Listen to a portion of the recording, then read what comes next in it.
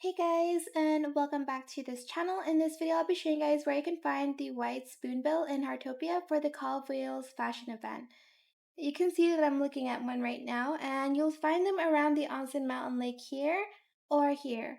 So let's, no, please don't leave me. Okay, it's still there, so let's get a quick picture here. And yeah, we have our White Spoonbill. Okay, that was difficult. I'm obviously going to get 5-star pictures of them later when it's raining, but I just need another picture for the thumbnail, of course.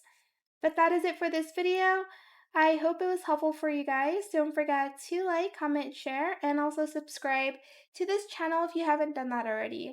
If you have any more questions about this video, just leave it in the comment section down below. I will try my best to answer them all for you guys. And if you found this video helpful, please click the thanks button as well. That is it. Thank you so much for watching. Bye!